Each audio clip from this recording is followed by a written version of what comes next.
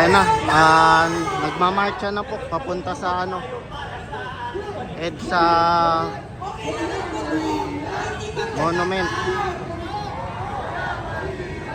So public awareness po, sarado yung kalsada po ngayon.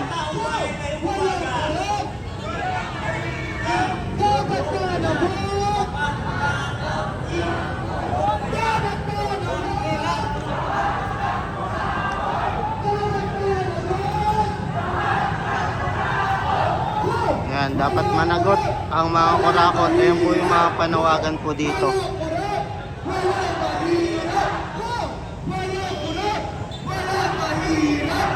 So simula dito, iba-ibang area po magmamarcha, magtitipon at magsasagawa po ng program doon sa EDSA Monument po.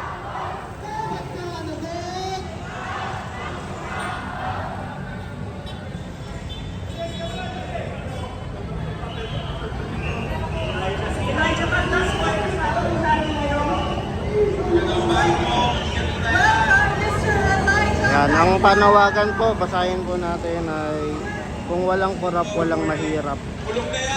So, panagutin po yung mga korap ay yung panawagan. So, pinapa-stop lang pansamantala dito sa harap po natin para mapadaan din naman natin yung mga sasakyan. So, even na sarado po yung kahabaan lang po dito sa bandang EDSA Shrine, papunta doon sa EDSA Monument ay tuloy-tuloy din naman po yung mga sasakyan papunta dito sa Ortigas dahil pinapadaan po yan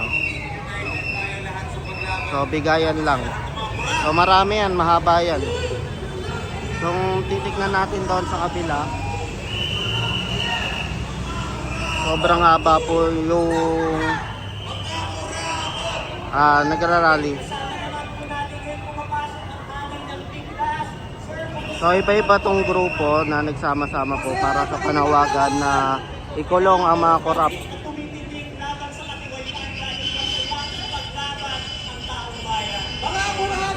So nagpalabas na rin po ng other way na dadaanan po.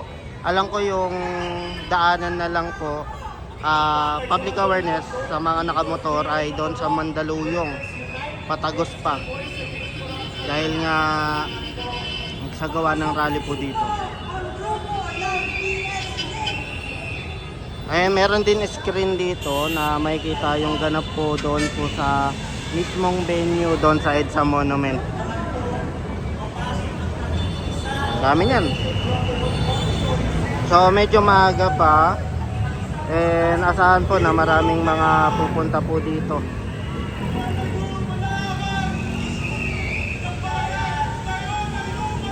And to prevent na maging maayos ay nandito naman po yung mga kapulisan para po i-handle yung daanan po na dito lang sila sa gilid. Yan.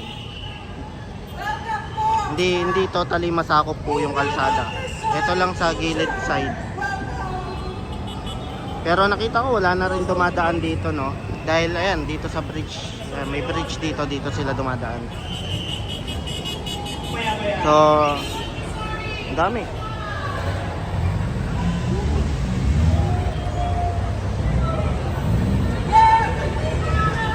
So 9 AM magsisimula yung program and matatapos ng alam ko mga 5 o 6 ng hapon. So tuloy-tuloy yun.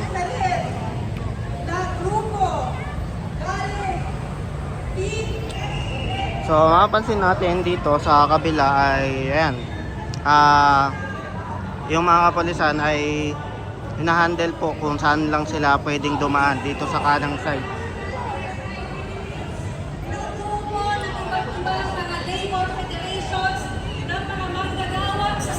Ayan na, naglakad na po.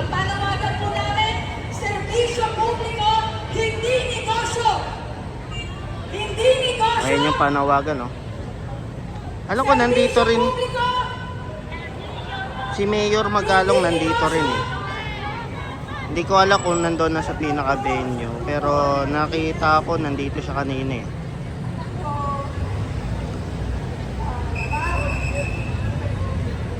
Serbisyo publiko, hindi negosyo. Serbisyo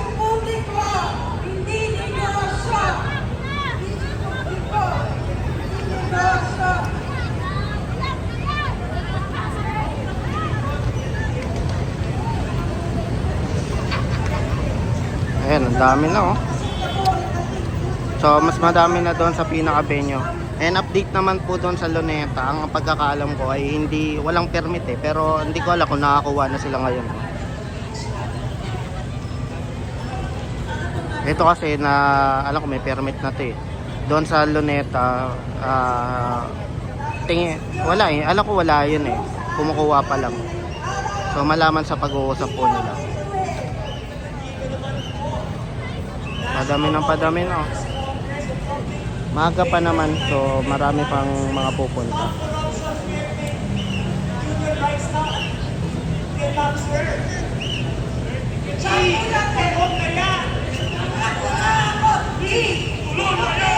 So public awareness, sarado yung pansamantala. Ay, hindi naman totally sara.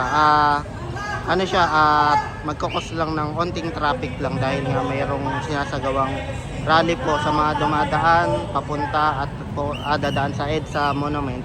Yan, mas may ginaiwasan na lang yung location.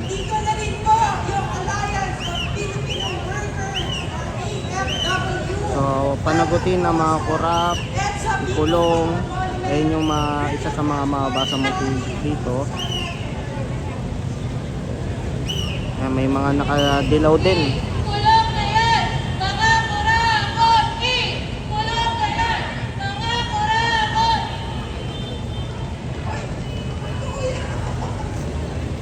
Kulong na yan! Mga kurakot! Kulong na yan! Mga kurakot! Kulong na yan! Lahat yan papunta po doon sa pinaka-area.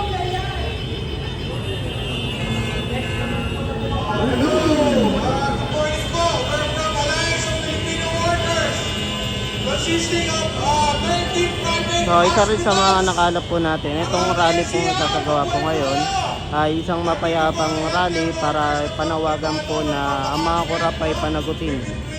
At yung itigil na yung mga korupsyon na nangyayari at dapat may managot, may makulong, hindi lamang po nasa babang larangan kundi nasa yung mga mastermind or mga nasa taas at mga pasimuno po ng pagkakorap.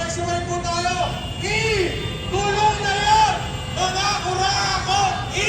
Kulong na yan! Mga kurakot! Salamat po! Welcome po! Million na so much! Meron pa pala doon, no? May battery po. Panawagan po din nakatawan ang pamilya mo marami sa iyong pagtitigil. Saan natin